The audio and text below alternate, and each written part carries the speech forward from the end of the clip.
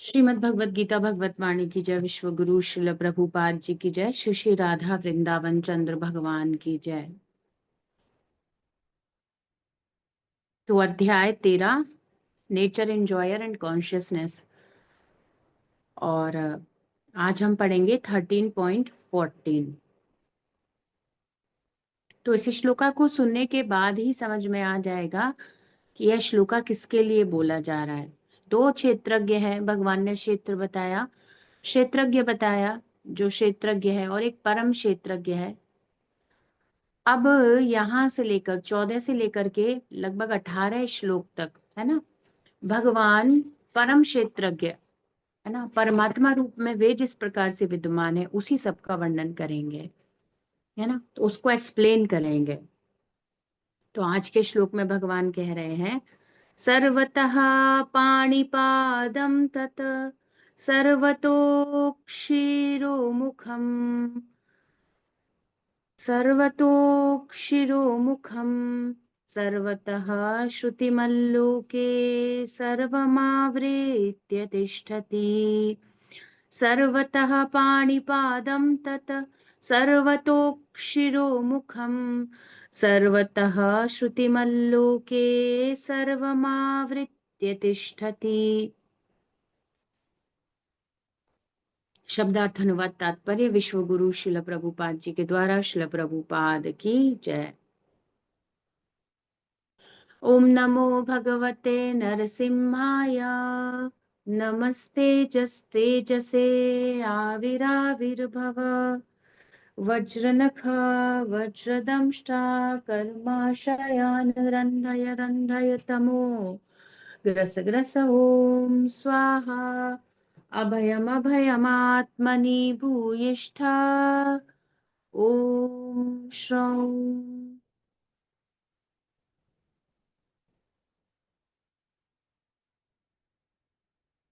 तो देखिए शब्दार्थ में, सर्वतः पानी पादम, पानी हैंड्स, पादम लेग्स, उनके हाथ हैं। ये आपको ऊपर जो दिख रहा है ये शब्दार्थ से ही शुरू हो रहा है पेज, पीछे श्लोक था।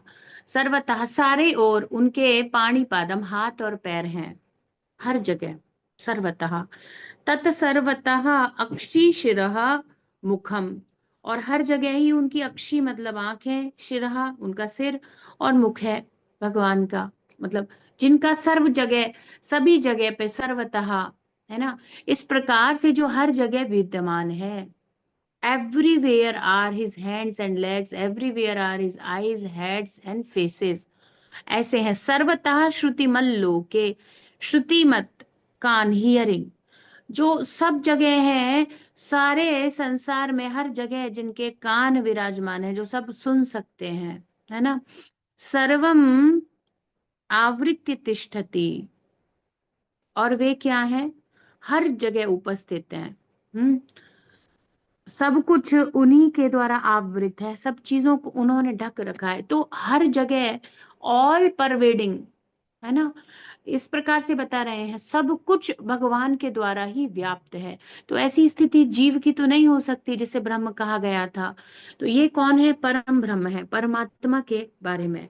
तो ये परम क्षेत्रज्ञ के बारे में इस श्लोक में बताया जा रहा है। तो हम ऐसे थोड़ी हो सकते हैं, इससे अपने आप अंतर पता चल गया। कल के श्लोक और इस श्लोक में क्या अंतर है ना। वहां पे भगवान ने बताया ही सबऑर्डिनेट टू मी, और यहाँ क्या कह रहे हैं, ऑल परवेडिंग हूँ। तो दोनों में बहुत अंतर हो गया। तो अब ऐसा थोड़ी है कि हम भगवान है, जो लोग ये कहते हैं, तो क्या आप हर जगह सुन लेते हो, आप सब कुछ सुन लेते हो, आपको सब पता चल जाता है, लोगों के हृदय का भी पता चल जाता है, आपके कान हर जगह हैं क्या? नहीं है ना, हम नहीं पता कर पाते। तो ये छोटी छोटी चीजों से ही समझ में आते हैं, हम हर चीज नहीं देख पाते। हर चीज क्या, हम तो जो है उसको भी पूरे तरीके से कहाँ देख पाते हैं। और मनुष्य तो इतना है कि वो आपको पता है बिवग्योर है ना, उसमें क्या है, उसकी एक लिमिटेड रेंज है कि वो इतना ही क्षेत्र को देख सकता है, इतने ही प्रकार के, इतनी ही कलर्स को ऑब्जर्व कर सकता है। ऐसा सब हमारे ऊपर तो बहुत सारे लिमिटेशंस हैं। तो ये तो हो ही नहीं सकता कि सर्वतः क्षी सिरोमुखम और सर्वतः पाणिपादम। तो भगवान इस प्रकार से सारे ब्रह्मांड में और सब जगह व्याप्त हैं, आध्यात्मिक भौतिक जगत में हर जगह भगवान इस प्रकार से व्याप्त हैं। भगवान ही सब कुछ के स्रोत हैं। तो ये ऑल परवेडिंग, ये जो क्वालिटी है, ये केवल कृष्णा की हो सकती है, तो ये परम की है।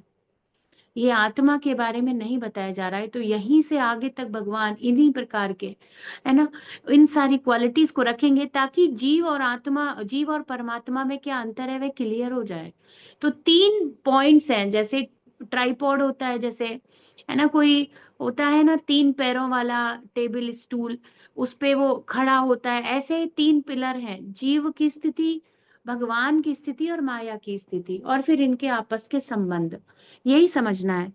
तो अब इससे क्लियर हो रहा है, everywhere are his hands and legs, his eyes and faces, and he hears everything, in this way the super soul exist. अब देखो, एक सुंदर बात है, इस प्रकार से प्रभुपाद कह रहे हैं सुपर सोल परमात्मा हर जगह व्याप्त है, तो उन परमात्मा के हाथ पैर।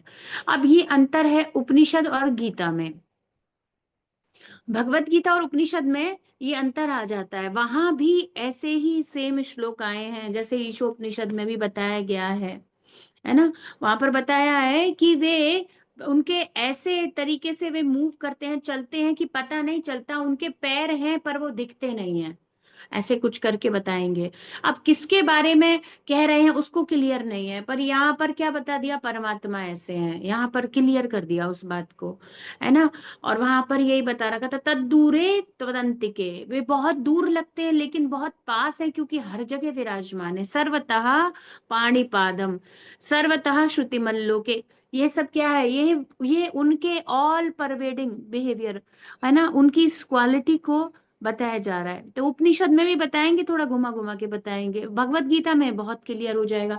और इसके ऊपर भगवान 18वें श्लोक तक बोलेंगे, तो इतना सारा क्लियर कर देंगे, कुछ छोड़ेंगे ही नहीं, तो एकदम, और फिर समझ में आ जाएगा कि वे ही हैं, है ना।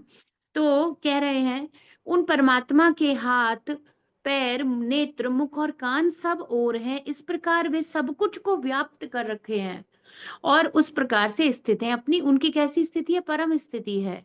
इतना सब कुछ व्याप्त कर लिया, इतना सब कुछ उनके द्वारा कवर्ड है, आवृत कर रखा है उन्होंने, हर चीज उनके द्वारा आवृत है ना। तो बता रहे हैं परमात्मा श्री भगवान उस सूर्य के जैसे हैं जो अमित किरण राशि को विकीर्ण करता है ना। तो कह रहे हैं ऐसे ही श्री कृष्ण, तो प्रभुपाद परमात्मा और सुपर सोल दोनों को ही इंक्लूड कर रहे हैं कि कृष्णा का ही अंश है, सुपर सोल के रूप में भगवान उपस्थित होते हैं ताकि फंक्शनिंग अच्छे से इलास्टिसिटी के साथ मूवेबल तरीके से हो जाए।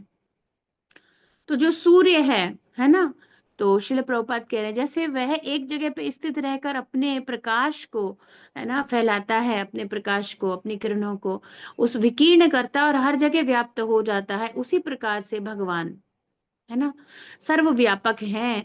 ब्रह्मा जी से लेकर नन्ही चींटी तक सभी प्राणी उन्हीं में स्थित हैं। और ये हम तो अब भागवत से पढ़ते हैं तो अब बहुत आसान हो जाता है समझना। हम तो इन सब का अस्तित्व का आधार देख रहे हैं कि कैसे सब कुछ भगवान पर आधारित है, कैसे कृष्णा ने एक एक तत्व बनाया और कैसे वो सारे तत्व प्रलय के समय विलीन होते हैं तब, तो ये सब भी देख रहे हैं। तो कह रहे हैं कि परमात्मा के असंख्य सिर हैं, हाथ हैं, पैर हैं, उनके नेत्र हैं, तथा जीव भी असंख्य हैं, है ना। तो सब में वे व्याप्त हैं, हर एक का आधार परमात्मा के रूप में भगवान ने, है ना, स्वयं को एक्सपेंड करके कर रखा है। तो ये जीव परमात्मा में उनके आश्रय में ही स्थित है। तो हम तो जानते हैं भगवान के पुरुष अवतारों के द्वारा ये पूरा ब्रह्मांड संचालित हो रहा है, कारणोदक्षाई विष्णु, गर्भोदक्षाई विष्णु, शिरोदक्षाई विष्णु। अतः परमात्मा सर्वव्यापी सिद्ध होते हैं। कोई जीवात्मा ये नहीं कह सकता कि उनके हाथ पैर नेत्र आदि सब और हैं, तो कोई जीवात्मा की कैपेसिटी नहीं हो सकती। इसलिए सीधे सीधे क्लियर है कि श्लोका 13.13 जीव के लिए बोला गया है, और श्लोका 13.14 से आगे तक जो भी हम क्वालिटी अभी कुछ श्लोकों में पढ़ेंगे वह सब सुपर सोल या सुप्रीम पर्सनैलिटी ऑफ गॉडहेड को बताया गया है। ये सारे गुण हैं हमारे। तो ये लोग जो कहते हैं कि हम भगवान है, सब भगवान है, तुम भी भगवान हो, मैं भी भगवान हूं, तो फिर तुम्हें सब पता होना चाहिए, फिर तुम तो सबके हृदय की बात जान लोगे, और फिर तो तुम्हारे कान हर जगह स्थित हैं, फिर तो तुम्हें सब सुनाई आना चाहिए। मतलब फिर तो तुम, मतलब क्या बता रहे हो, ऐसा पॉसिबल है जीव के लेवल पर? तो ये सिर्फ कोरी झूठी मानसिक कपोल कल्पित धारणाएं हैं और कुछ नहीं है इनमें सत्य। ऐसा है क्या? उनको फील होता है कि हर चीज सुन लेंगे, हर चीज बता देंगे? ऐसा थोड़ी हो सकता है। हर जगह उपस्थित है, हर किसी के दुख, हर किसी की स्थिति परिस्थिति, ऐसा पॉसिबल ही नहीं है, ऐसा हो ही नहीं सकता। तो प्रभुपाद कह रहे हैं कि यदि वह ये समझता है, यह नहीं हो सकता कि जीवात्मा हर जगह हो। यदि वह समझता है कि अज्ञानवश ही उसे यह बोध नहीं है उसके हाथ पैर सर्वव्यापी हैं तथा पूर्ण ज्ञान से युक्त होने पर वह जान जाएगा, तो ये विचार परस्पर असंगत हैं। अगर तुम पूर्ण थे तो तुम क्यों नहीं जानते? तो वही कहते हैं कि अभी हम भूल गए हो, तो तुम एक निचले पायदान पर आ गए ना, तो तुम परम कैसे हो सकते हो? भाई आप कहो, जो लोग मायावादी हैं वे कह रहे हैं कि अभी हम भूल गए हैं और फिर हमें जब पूर्ण ज्ञान हो जाएगा, तो तुमने तो बात को ही खत्म कर दिया। जब एक परम व्यक्तित्व है, तुम यदि अपने आप को परम व्यक्तित्व कह रहे हो, तो वह तो पूर्ण ज्ञान का स्रोत है। वह भूल कैसे सकता है अपने आप को? तो फिर वो ये झूठे दावे कर देते हैं कि भगवान भी तो धरती पे अवतरित होते हैं। तो वे क्या करना चाहते हैं? भगवान को अपने समान, कि हम भी तो जैसे यहाँ पर आ गए हैं ऐसे वे भी आते हैं। नहीं, बहुत अंतर है। अवजानन्ति माम मूढ़ा मानुषिम तनुमाश्रितम। ऐसे मूर्ख समझते हैं कि मेरा शरीर उनके जैसा है, पर ऐसा नहीं है। वे केवल अवतरित होते हैं, वे पूर्ण ज्ञान सच्चिदानंद में ही स्थित रहते हैं। तो ऐसी तो कोई स्थिति है ही नहीं। तो इतना कंफ्यूजन इन लोगों ने कर रखा है। एक नॉर्मल बात इनको पता नहीं है। आसपास किसी और दूसरे व्यक्ति जो सामने ही है उसके हृदय तक के विचार ये लोग बता नहीं सकते, और ये कहते हैं कि हम ही भगवान हैं। तो इनके जो स्टेटमेंट्स हैं इन्हीं को कॉन्ट्राडिक्ट करते हैं, है ना। इनके स्टेटमेंट्स इन्हीं की बात को गलत साबित कर देते हैं। कि तुम कह रहे हो कि अज्ञानवश अभी हम भूल गए हैं, हमें पता नहीं चल रहा है हम ही भगवान है। फिर अज्ञान में भगवान कैसे गिर सकते हैं? यही तो समझने की बात है। तो यहाँ पर शिल प्रभुपाद बता रहे हैं कि तात्पर्य यह है कि प्रकृतिबद्ध जीवात्मा परात्पर नहीं है, है ना। तो वास्तविकता में समझना होगा कि मेरी स्थिति क्या है। मैं प्रकृति के द्वारा बद्ध हूं। अब बताओ, यूं कहो, ये कहें कि हमारे कान सब जगह हैं, हम भूल गए हैं, हम थोड़ा ज्ञान अर्जित कर लेंगे। तुमने अपने आप को छोटा स्थिति में ला दिया ना, तो किसी पे तो निर्भर हो गए, पर ये समझते नहीं है। और दूसरी बात, ये अगर इस प्रकार से कहें, तो कौन सी बॉडी की चीज तुम अपनी कंट्रोल कर सकते हो? क्या कंट्रोल कर सकता है ह्यूमन, ये बताइए। उससे खाना सोना पीना हर चीज के लिए वह बाध्य है। कभी इस बाध्यता को महसूस किया है कि हमें निद्रा आ रही है तो हम बाध्य हैं सोने के लिए, है ना। हमें मल मूत्र त्याग करना है तो हम बाध्य हैं जाने के लिए। हमें भूख लगी है तो हम बाध्य हैं। हम प्रकृति के द्वारा पूरे तरीके से बाध्य हैं। यह शरीर हमारे नियंत्रण में नहीं है। अभी तो बेसिकली भी हम गोदास बने हुए हैं, पर ऐसे भी नहीं है। हमसे नहीं होगा ये सब कुछ। हम कहाँ कर पा कौन अपनी अर्जिस को रोक पाता है? सब कुछ बॉडी, ये सब माया अध्यक्षीण प्रकृति कृष्णा की अध्यक्षता में चल रही है। तो ये सब कुछ क्या है? जीव का केवल भ्रम है कि वह भगवान बन जाएगा। वह ना परात्पर विष्णु तत्व जीव तत्व से सदा भिन्न है। अब आप देखो कितनी बार इस अध्याय में प्रभुपाद इसी बात को क्लियर कर, और कृष्ण पूरा एक अध्याय बोले हैं अंतर बताने के लिए कि जीव और भगवान में अंतर है। इसको समझ लो, जीव और भगवान में अंतर है। लोग गोलमोल बातें करके आपको रास्ते से भटका सकते हैं, क्योंकि वे जानेंगे सिद्धांत क्लियर नहीं है।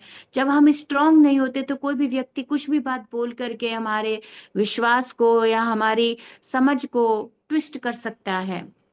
इसीलिए 13वें अध्याय का अध्ययन अत्यंत आवश्यक है।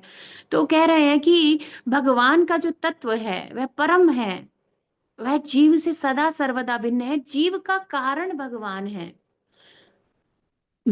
अस्तित्व का कारण मेरे होने की सार्थकता है कृष्ण के कारण। परमेश्वर अपने हाथ का सीमा रहित विस्तार कर सकते हैं, जीवात्मा नहीं। अब ये तो उनको समझ में आना चाहिए। कोई कहे कि ठीक है चलो अभी तुम नहीं कर रहे हो, अब करके दिखाओ, तो क्या कर सकते हैं क्या? भगवान अपने हाथ का सीमा रहित विस्तार, अब आपको पता ही है, अंगानि यस्य सकलेंद्रिय वृत्ति मंति, है ना। ब्रह्म संहिता में बताया गया है कि उनकी कोई भी इंद्रिय कोई भी कार्य करने में पूरे रूप से सक्षम है। भगवान को हाथ से आवश्यकता नहीं है टच करने की, यदि भगवान के सामने भोगा रखा जाए तो श्री कृष्ण को हाथ से लेकर के खाने की आवश्यकता नहीं है।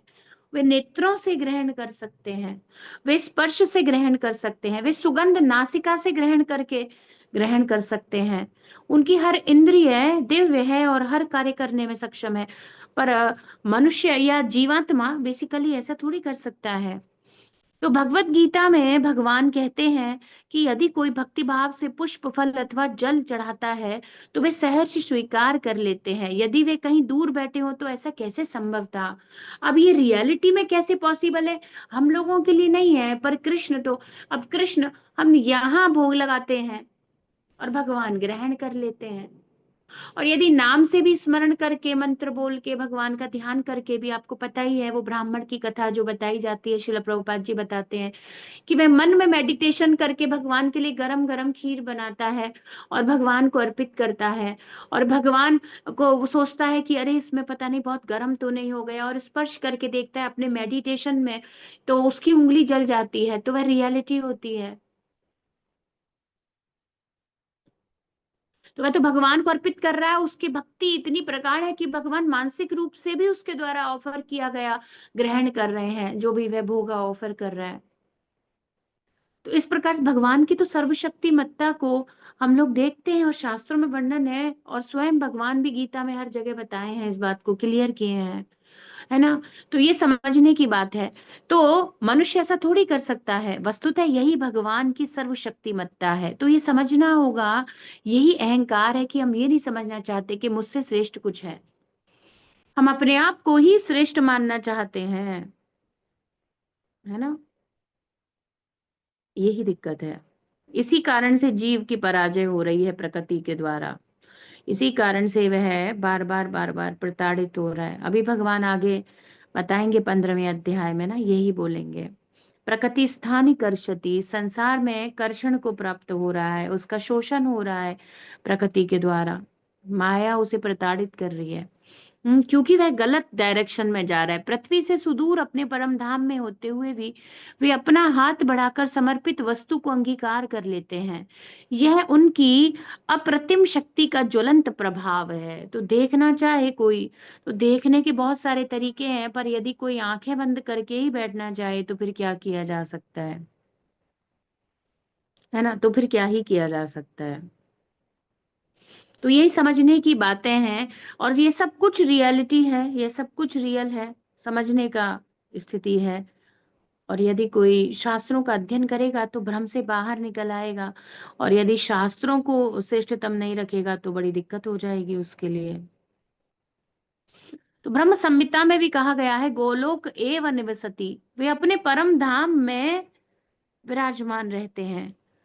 और अपने परम धाम में विराजमान रहकर के भी नित्य लीला मग्न होने के साथ वे सर्वव्यापी परमात्मा के रूप में भी इस ब्रह्मांड का संचालन, पुरुष अवतारों के रूप में इस ब्रह्मांड का संचालन, और पता नहीं कितने स्वयं अवतरित होकर के, और भिन्न भिन्न, जैसे आज भगवान वराह देव का प्राकट्य है, अवतरित होकर के भगवान इस ब्रह्मांड का संचालन, इतनी केयर, इतना सब कुछ कर रहे हैं। कुछ तो उनका यहाँ पर ममत्व है, कुछ तो प्रेम है, जिसके लिए भगवान को बार बार आना पड़ रहा है। जैसे बच्चा है तो माँ रसोई में भी है, कहीं भी है, तो वह देखती है, बार बार जाके देखती है खेल तो रहा है ना, कुछ दिक्कत तो नहीं है, कुछ ऐसा, तो बार बार चिंता रहती है। ऐसे ही भगवान एक बार अवतरित हुए, फिर दोबारा, फिर भगवान असंख्य अवतारा हरेर, असंख्य अवतार हैं हरि के, और वे आते ही रहते हैं विभिन्न विभिन्न अवतारों में। अब भागवत स्वयं भगवान का अवतार है, हरे कृष्ण महामंत्र कितने।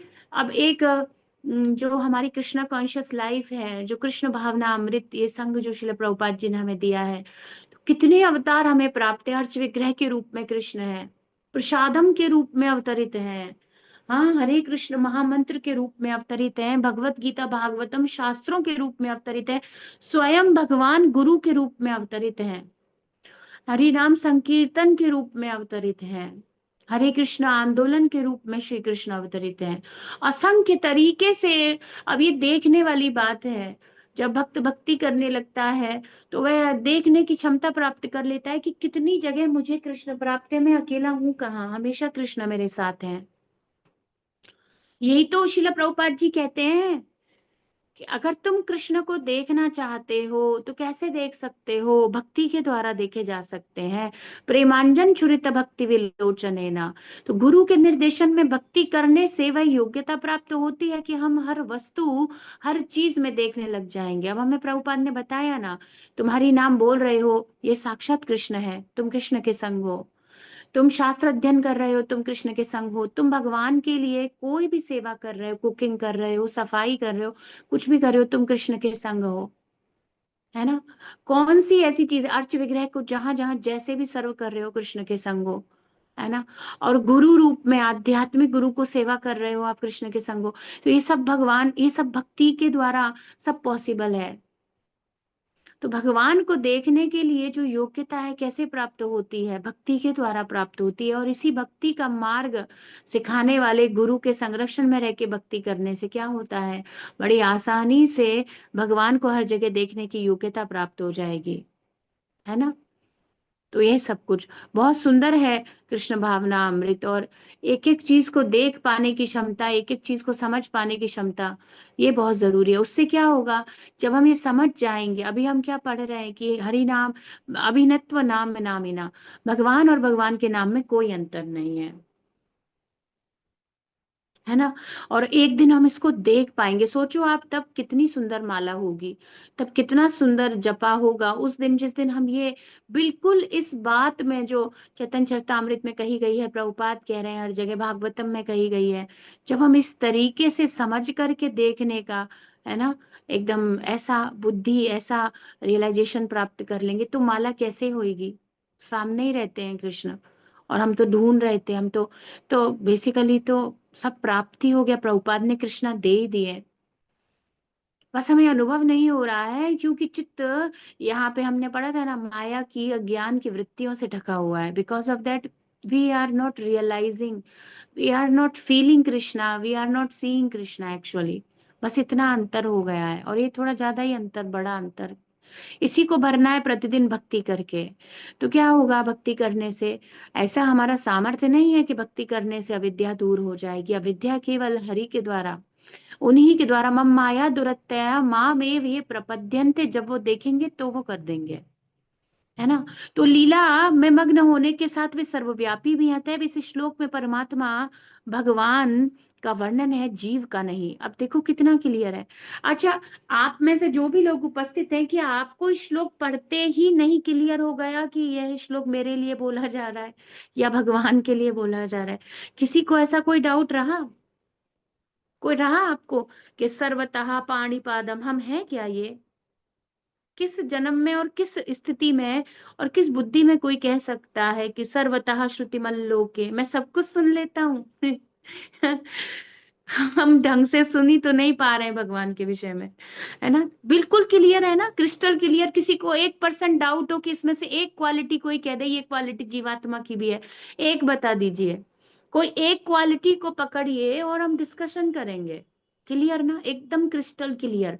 इसको कहते हैं क्या?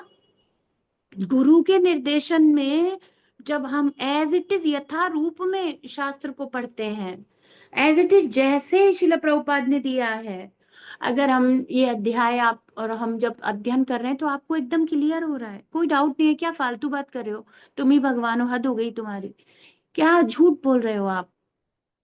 है ना? कोई एक भी क्वालिटी इस श्लोका में। अच्छा, और अब यहां से लेकर आगे तक भी कल हम देखेंगे, सर्व इंद्रिय गुणाभासम सर्व इंद्रिय विवर्जितम। हमारी एक इंद्रिय हमारे कंट्रोल में नहीं है। अपनी बद्धावस्था को देख करके कोई कैसे कह सकता है कि हर इंद्री पर विजय प्राप्त कर रखी है? हम्म। और इंद्रियां उनके द्वारा उत्पन्न की गई हैं। है ना? और कह रहे हैं, असक्तम सर्ववृच्चैव निर्गुणम गुण भोक्तृ। और इन गुणों को उत्पन्न करने वाले हैं, पर इन गुणों से वे प्रभावित नहीं होते। हम प्रभावित नहीं होते, हम पूरा दिन गुणों में ही कार्य करते हैं। इसके आगे देख लो, बहिरंतरश्च भूतानाम अचरम चरमेव, जो चर में है, अचर में है, अंदर है, बाहर है, ऐसा कोई हो सकता है क्या? ये कितना क्लियर है। और इसी चीज को लेकर मायावादी, अद्वैतवादी, निर्विशेष निराकारवादी बहस करवा लो उनसे फालतू की। सारे श्लोक एक ही के बारे में बोले गए हैं, वही सर्वशक्तिमान, वही मैं हूं। क्या इतना मूर्ख अहंकार तुम्हारा हो गया है? अब अंध तामिस्त्र के ऊपर भी कुछ होता हो भाई, तो तुम वहीं पर हो, उसी घोर अंध तामिस्त्र के एक विकार में फंसे हुए हो, लास्ट हथियार माया के में फंसे हुए हो आप। तो कितना क्लियर है। तो ये समझना चाहिए कि यदि हम सच सही तरीके से अध्ययन कर रहे हैं, तो अंडरस्टैंडिंग आपकी बिल्कुल क्लियर होगी, बिल्कुल उसमें कोई डाउट नहीं हो सकता। आपको श्लोका पढ़ करके तुरंत अनुवाद और शब्दार्थ देखकर समझ में आ जाएगा किसके बारे में बात की जा रही है। इसमें कोई डाउट ही है ही नहीं, कहीं कोई इसमें कोई प्रपंच की बात ही नहीं है, सब सीधा सीधा क्लियर है। वो तो यही कह देते हैं ना, फिर सब कुछ विलीन होने वाला है, सब विलीन हो जाएगा। और आपको पता है ये दूसरे प्रकार के रोगी वो ये कह देते हैं मैं ही कृष्ण हूँ, मैं ही राधा हूँ, मैं ही भगवान बन जाऊंगा, वो भी ऐसे ही प्रकार के हैं। तो वो ये शरीर का तो कह रहे हैं कि हाँ है, रूप रूप तो है सब, पर सभी वो सबका रूप वही है, सब वही है। ये वाले लोगों का प्रॉब्लम है, ये सारी चीजें हैं। तो आज हम एक ही श्लोक का अध्ययन करेंगे। श्रीमद् भगवत गीता भगवत वाणी की जय, विश्व गुरु शिल प्रभुपाद जी की जय, श्री श्री राधा वृंदावन चंद्र भगवान की जय।